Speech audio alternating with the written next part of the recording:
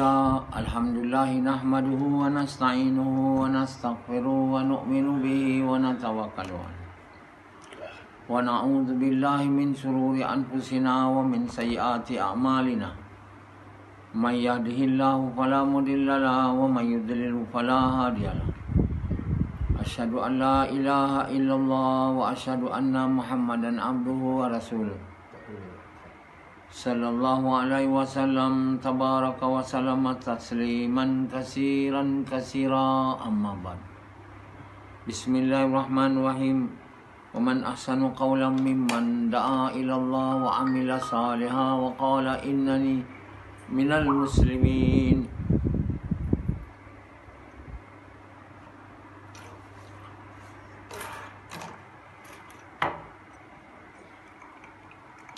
Tuan-tuan, bapa-bapa sekalian, berpagi hari dengan kerja mengajak manusia kepada Allah berpagi hari,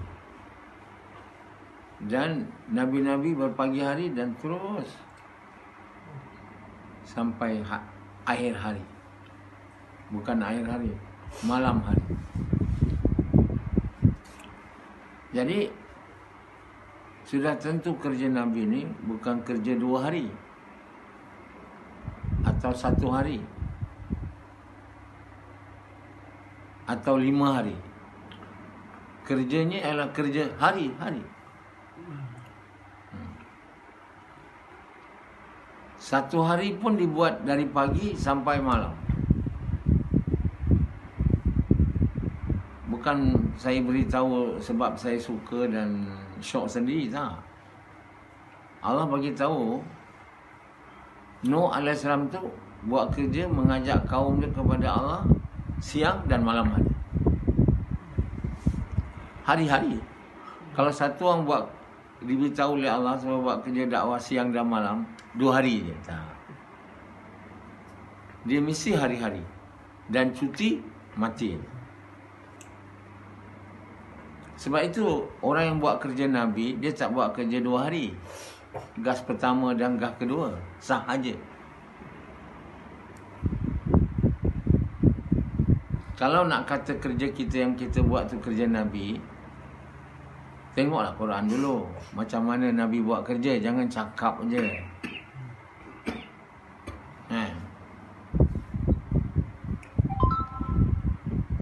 Macam Haji Hakim, cakap aja.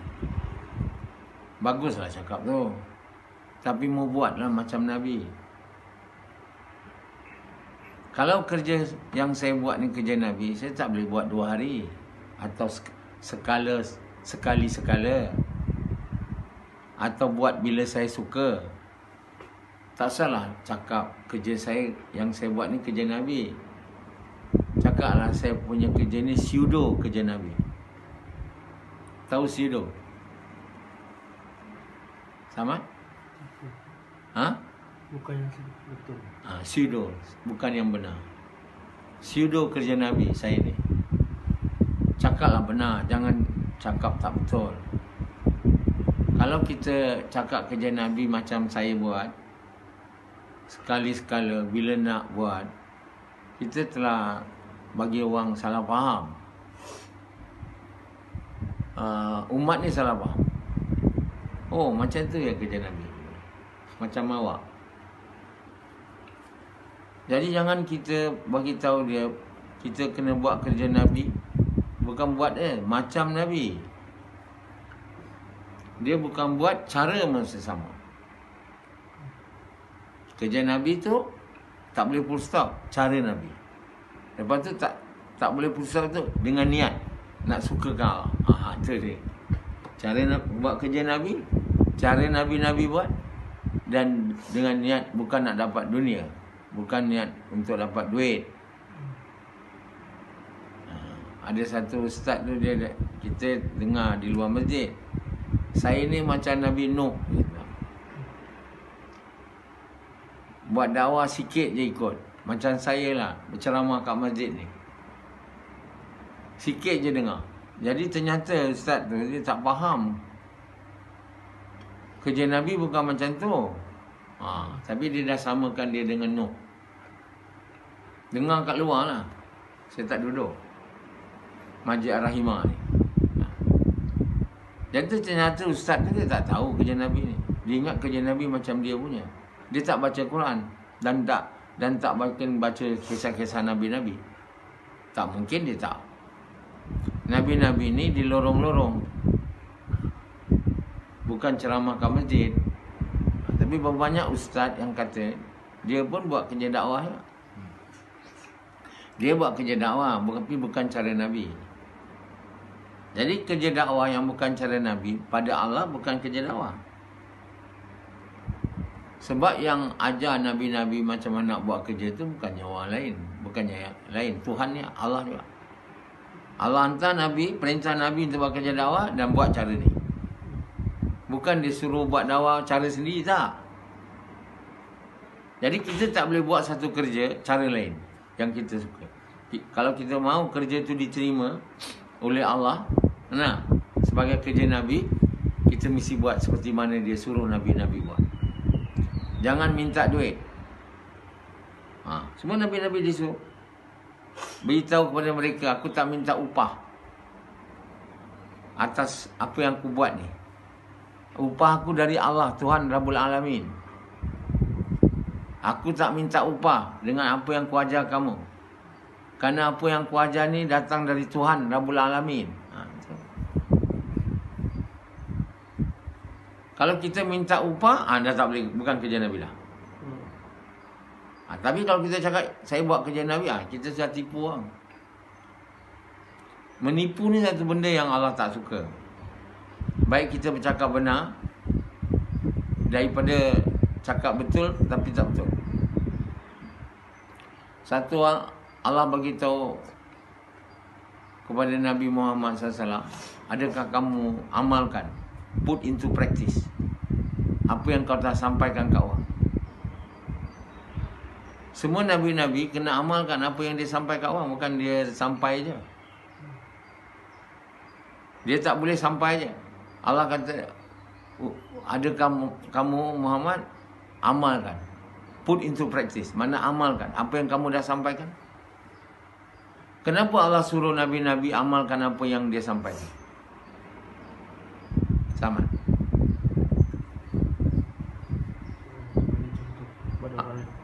Bagi contoh, bukan. Yazid? Jadi Allah SWT baik perintah Nabi-Nabi untuk amal apa dia sampaikan supaya Nabi-Nabi ni jadi orang yang benar. Tahu orang benar. Suruh orang, dia juga buat. Kalau satu orang dia suruh orang, dia tak buat, dia bukan orang benar. Dia orang yang apa sama? Tipu. Orang yang cakap tak benar. Adakah kita suruh orang buat? Mana kita suruh orang buat tu benda baik. Kita sendiri tak buat. Mana kita sendiri kata dia tak baik. Sebab itu kita tidak boleh suruh orang buat, kita tak buat. Banyak orang suka berceramah tapi tak nak buat apa yang dia ceramah. Maka dia tidak buat seperti yang disuruh oleh Allah kepada Nabi-Nabi. Banyak orang disuruh, banyak orang minta duit, upah. Dan ini tidak disuruh oleh Allah kepada Nabi-Nabi. Dan kita buat. Dan lepas tu kita kata saya buat kerja Nabi. Tak betul. Kalau kita mau buat kerja Nabi, kita mau ajak orang kepada Allah pula. Apa yang Nabi-Nabi ajak? Ajak pergi masjid, kan? Ajak sembahyang berjemaah. Nabi-Nabi tak dicakap oleh Allah buat kerja mengajak orang sembahyang berjemaah. Mengajak orang kepada Allah. Jelas kan? Mengajak orang kepada Allah tu makna mengajak manusia yang tidak mahu Allah, yang tidak mau mengucap supaya mengucap. Selepas tu, setelah mengucap, ajak dia taat. Kalau dia mau taat, ajar dia. Itu Nabi-Nabi. Lepas tu Allah bagi tahu pada Nabi, jangan kamu sedih. Jangan kamu susah hati sekiranya mereka tolak kamu. Sebab kamu punya kerja hanya mengajak. Tak ada lebih pada itu. Dan menyampaikan apa yang aku mahu kamu sampaikan kepada mereka. Itu je kerja kamu. Kerja kamu bukan pastikan dia dapat hidayat. Kamu tak boleh pastikan dapat hidayat. Adakah kamu berkuasa, kata Allah pada Nabi, untuk membuat yang buta tu nampak? Yang tak dapat hidayat, dapat hidayat. Yang sesat dapat jalan lurus. Kamu tak ada kuasa. Kuasa nak buat yang buta dapat hidayat ni, yang sesat dapat lurus ni, hanya Allah je. So kamu jangan duka cita, wahai Muhammad, lantaran mereka tidak mahu dengar cakap kamu. Kamu punya kerja bukan mahu mereka dengar. Mereka tak dengar ke, kamu kena buat. Oh, dia tak dengar, saya tak nak buat. Kita bukan buat, Nabi-Nabi bukan disuruh buat supaya orang dengar. Dengar ke tidak, Nabi bersama Nabi kena sampaikan. Mereka suka atau tidak. Wahai Muhammad, bukan kamu saja orang tak dengar cakap. Nabi-Nabi dulu juga, kata Allah. Bukan kamu je. Setiap Nabi kami hantar kepada dia, dia semua tak terima dia. Dan mereka kata Nabi-Nabi itu menipu dia. Jadi bukan kau saja, wahai Muhammad, kata Allah. Juga Nabi-Nabi sebelum ini juga mereka tak dengar. Mereka tentang. Dan apabila mereka menentang Nabi-Nabi ni, aku hancurkan kau. Kaum demi kaum, kaum demi kaum dihancur oleh Allah tau. Bila Allah hancur dia? Bila dia orang dah tak terima Nabi.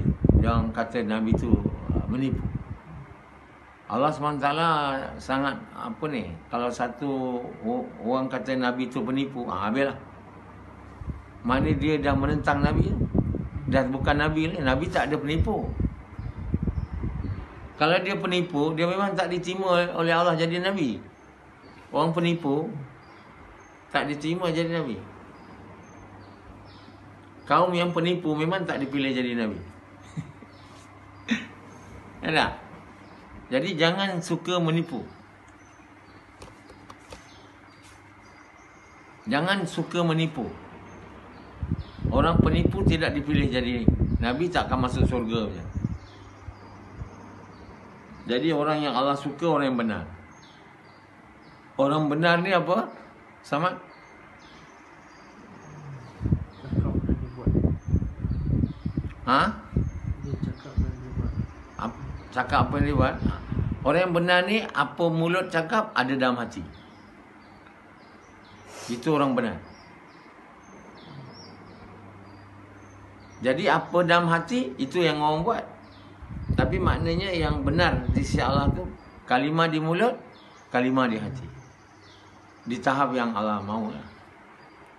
Sebab itu orang yang tak benar, orang suka menipu, kat mulut lain, kat hati lain.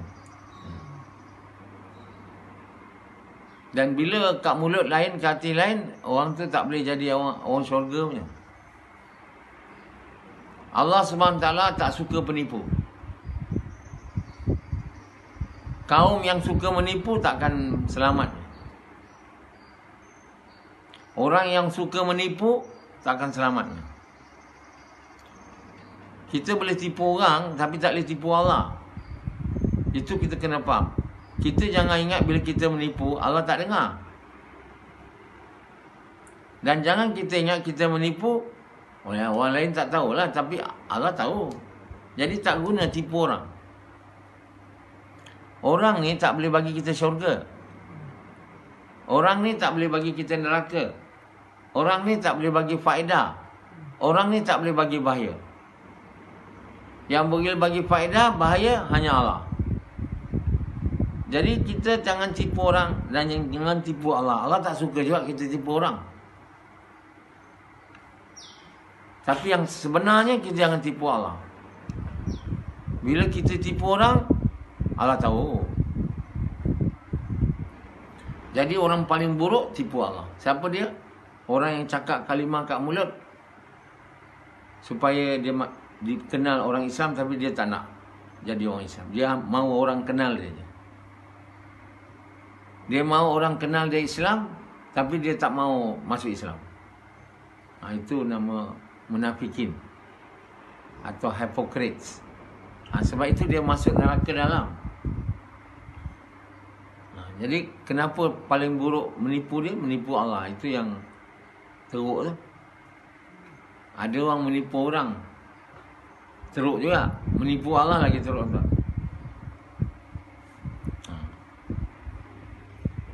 Jadi Allah Subhanahu Wa Taala bagi tahu pada orang kafir yang ridicule apa bahasa Melayu? Yang memperolokkan Nabi. Dia kata kalau sekiranya Quran tu adalah tanda satu orang tu Nabi, kenapa Quran tu tak turun kepada pembesar-pembesar dan orang-orang kaya yang berkuasa di dua bandar, Mekah dan Madinah? Dia cakap kat Nabi. Kenapa dia cakap macam tu? Sebab dia mahu Nabi tak faham bahawa Nabi ni tak layak untuk jadi Nabi. Yang layak jadi Nabi ialah orang kaya atau orang berkuasa, orang besar di dua bandar, Madinah atau Mekah. Patutnya kitab Quran ni mereka lah terima. Mereka telah memperolokkan Nabi. Allah marah tu. Dan Allah bagi tahu, kalau aku tak tunjukkan dekat kau, mereka dapat azab aku. Sini aku janjikan kau. Aku juga boleh buat tu, tapi pasti mereka akan dapat. Kerana Allah berkuasa pada hamba-Nya. Pasti mereka dapat azab. Sama ada kau nampak ketika kau hidup, atau kau ambil nyawa kau dulu, tapi pasti mereka akan dapat. Kau jangan bimbang, wahai Nabi. Jadi mereka tu memperolokkan Nabi macam Nabi ni tak layak. Jadi kata Allah SWT, adakah mereka yang boleh memilih siapa jadi Nabi ni? Yang mereka cakap macam tu. Apa mereka ingat? Allah tu membahagikan manusia ni dunia aja, benda. Jadi orang kafir ni dia setuju Allah jadikan ada orang kaya, ada orang miskin, ada orang sikit rezeki, ada orang yang banyak, ada orang yang tinggi, ada yang rendah. Dia setuju. Tapi dia tak setuju Nabi jadi Nabi, Muhammad jadi Nabi. Kenapa? Sebab bila Muhammad jadi Nabi, dia orang tak maulah ikut dia. Tak mau ikut perintah Allah. Yang miskin, kaya, Allah pun dia orang setuju lah, sebab tak ada apa-apa pun yang beri kesan pada dia. Tapi yang bagi kesan pada dia, Nabi Muhammad ni, dia tak mau dia jadi Nabi. Sebab dia pada dia tak layak. Jadi adakah dia atau Allah? Allah bukan membagikan dunia je. Allah membagikan benda yang paling tinggi, iaitu menjadikan satu orang Nabi. Melantik satu orang jadi Nabi, dipilih jadi Nabi ni bukan benda rendah, paling tinggi. Adakah ini kerja mereka tu, kata Allah, atau kerjaku? Kenapa mereka kata Nabi tak layak? Itu kerja dia tu. Memilih jadi Nabi ni bukan kerja dia. Kerja Allah. Dan kerja Allah juga membagi-bagikan benda dunia ni. Jadi Allah yang memilih dia. Kamu siapa? Jadi kamu sebenarnya patut ikutlah apa yang Allah pilih. Allah tahulah siapa yang dipilih mau jadi kerja Nabi. Macam orang kata, kenapa Dr. Naswar? Tak ada orang lain ke? Itu perkataan biasa. Bukan saja pada saya, pada semua orang Nabi-Nabi di masa dulu. Kenapa dia? Tak ada orang lain. Itu percakapan dia. Ini percakapan mereka tak sukalah. Nak ikut mereka yang mereka rasa rendah pada dia. Kenapa orang-orang Arab Quraisy tak suka Nabi jadi Nabi? Pertama sekali, Nabi SAW orang ummi. Mereka semua belajar punya orang, kebanyakan. Nabi miskin. Nabi mula kaya. Isteri kaya. Tapi yang pentingnya Nabi ni orang tak ada ilmu. Macam dia orang kata saya lah, kenapa Dr. Naswar? Dia bukan orang alim. Kenapa Dr. Naswar? Dia bukan orang ulama. Kenapa dia tafsir Quran? Kata orang baling. Cikgu apa? Cikgu Khalid. Kamu ke nak pastikan siapa nak tafsir Quran tu? Kamu yang pilih ke? Yang kamu nak kata kenapa dia? Hak memilih siapa dipilih jadi Nabi, Nabi. Orang tulis Quran, bukan kamu. Yang memberi rahmat kepada saya untuk tafsir Quran tu bukan bukan cikgu apa Khalid tu. Allah Taala. Cikgu Khalid tak ada. Dia bukan Tuhan. Dia bukan orang yang boleh cakap kenapa dia. Kalau dia tafsir pun betul, kita tak ikut. Yang pilih siapa nak tulis tafsir Quran, siapa yang nak jadi Nabi bukan manusia, Allah. Jadi jangan kamu tanya kenapa dia. Dan yang bagikan duit, yang bagi-bagikan benda dunia ni bukan kamu. Aku kata Allah. Semua benda aku yang buat. Jadi Allah murka dengan mereka ni. Dan Allah bagi tahu pada Nabi, jangan bimbang. Sama ada masa kau hidup mereka dapat azab kau nampak, ataupun kau dah mati. Aku ambil kamu, nyawa kamu, dan pasti aku akan bagi mereka azab yang pedih. Jadi tuan-tuan bapa sekalian, Allah SWT marah bila kita ambil kerja dia. Bukan kerja kita, kerja Allah kita ambil kerja dia. Macam kita nak sangat orang tu dapat hidayah, beria-ria. Iyalah, kita beria-ria sampai kita sedih. Allah tak suruh tu. Kita ajak je, jangan sedih. Allah beritahu pada Nabi, jangan sedih. Ajak. Jangan kesian. Kesian. Tengok tak dapat hidayah. Siapa kamu? Kita kesian ke tidak, bukan dia boleh dapat hidayah. Kalau kita kesian dia dapat hidayah, bolehlah. Tapi kita kesian dia, sedih, nangis, dia tak dapat hidayah, tak ada boleh buat apa. Kamu bukan disuruh menangis dan sedih, kamu disuruh mengajak je. Itu.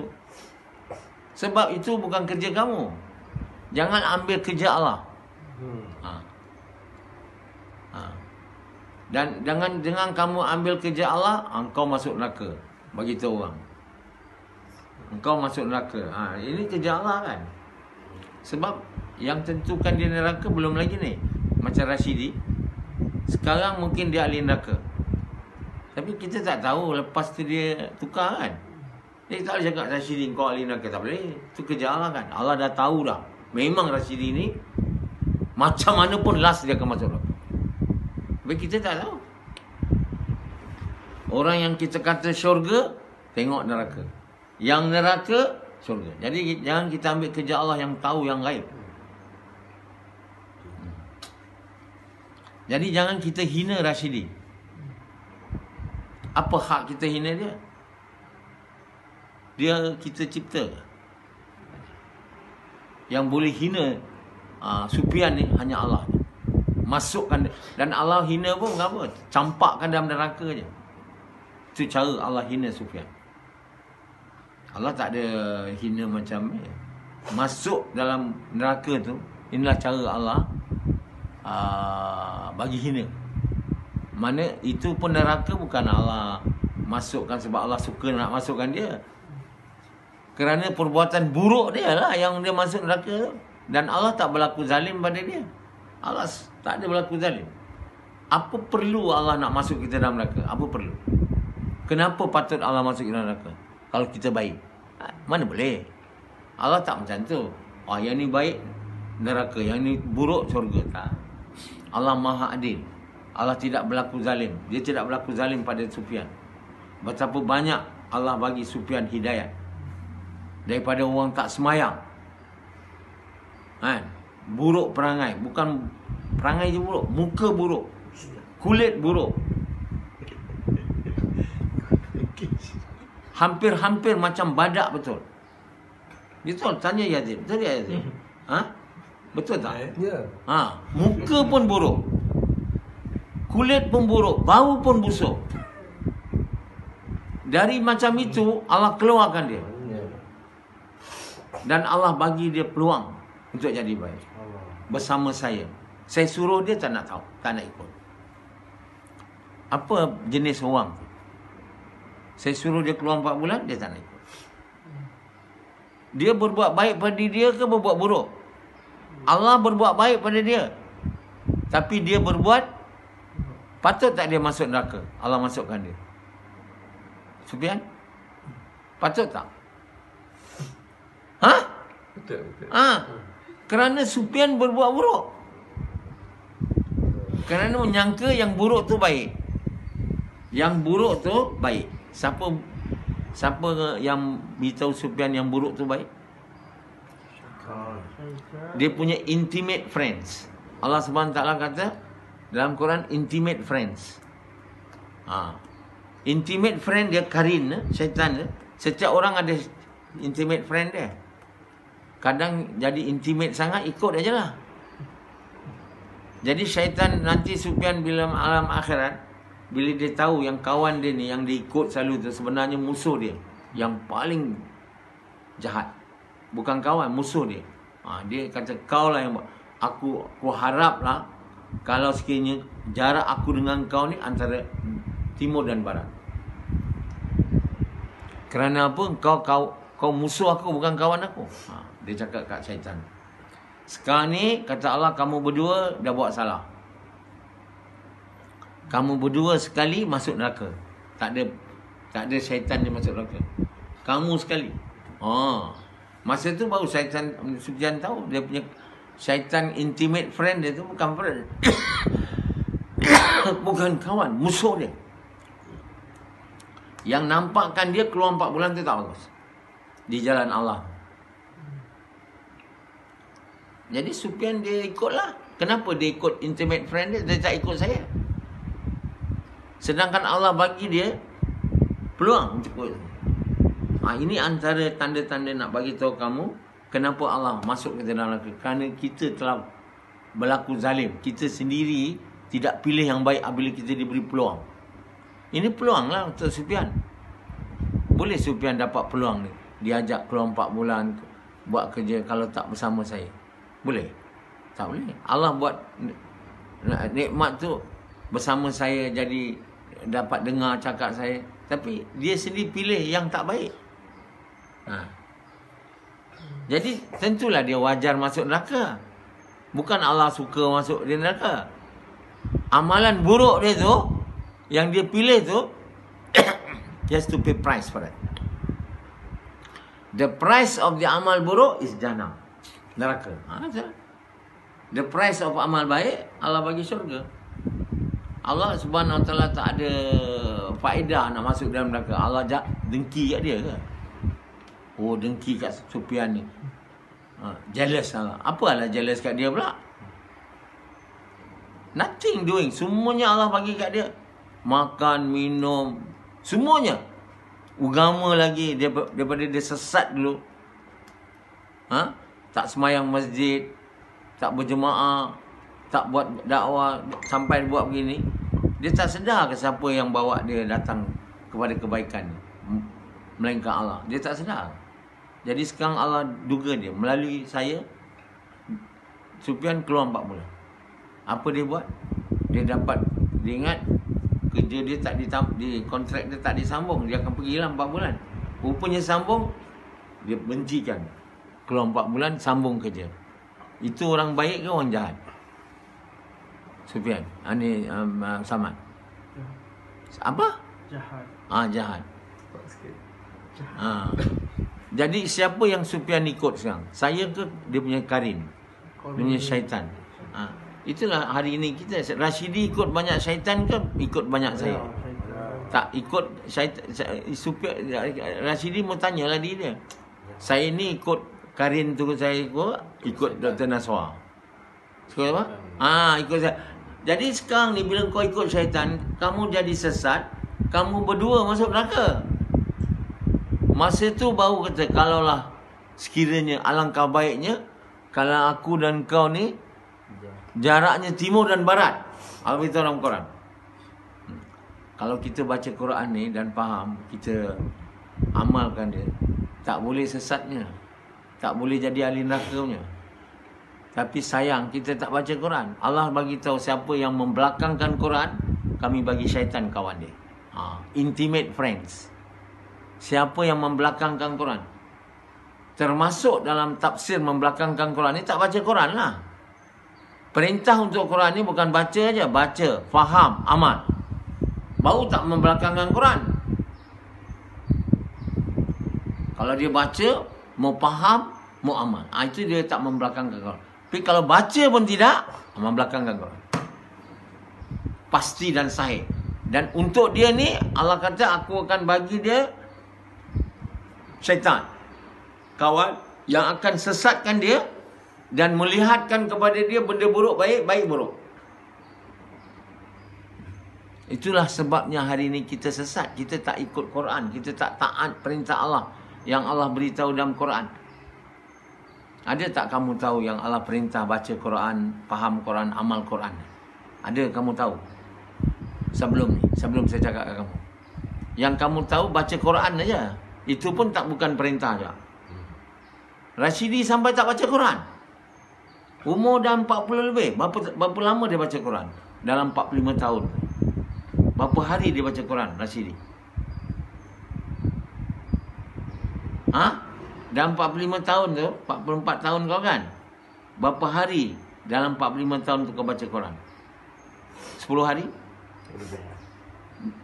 10 hari? 100 hari? 200 hari?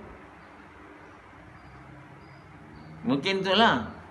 200 hari daripada berapa hari Samad?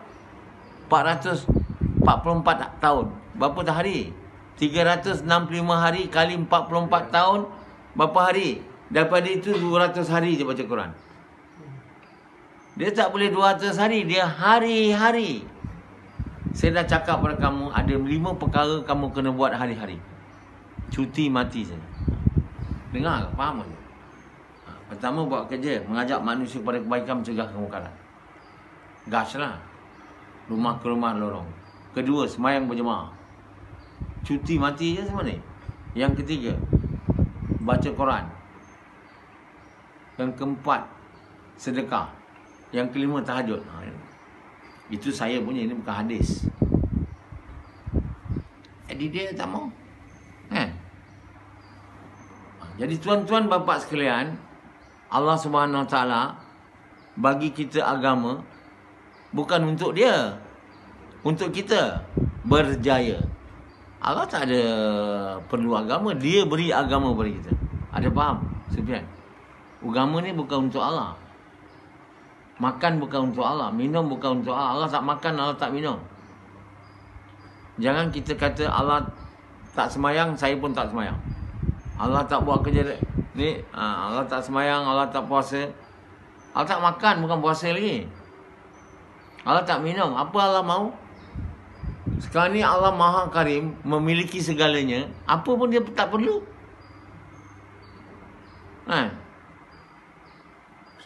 Allah ada tidur. Tapi yang tengok apa ni Hanzalah, Bayan pun dia tidur. Bayan saya ni. Betul tak Hanzalah? Kuat-kuat sikit. Betul lah. Tidur sebab dia perlu tidur. Dia bukan Tuhan. Tapi kata Allah, wahai Hanzalah, kamu memang aku izin tidur. Tapi bukan masa bayan ni. Tapi Hanzalah tak tahan. Masa bayan dia tidur, lepas bayan dia bangun. Dia pun buat sukacita. Kenapa dia begitu? Pukul 12.30 saya bangun, saya tengok dia masih tengok komputer dia. 1.30 dia kat ujung sana. Tengok. Apa kau buat Hanzalah? Lepak. Yazid tengok je. 12 saya bangun, 12.30 tengok je. Saya pergi dapur 12 lebih, Rashidi baca lagi.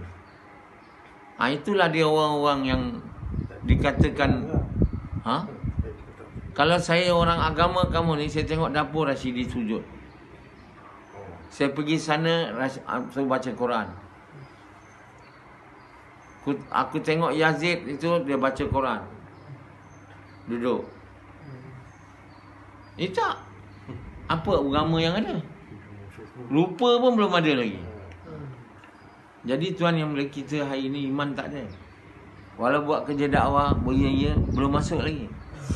Sebab tak sedia buat kerja dakwah tu dengan cara Nabi. Kata je buat kerja Nabi. Cara tak mau. Maka oleh kerana itu kalimah tu tak masuk.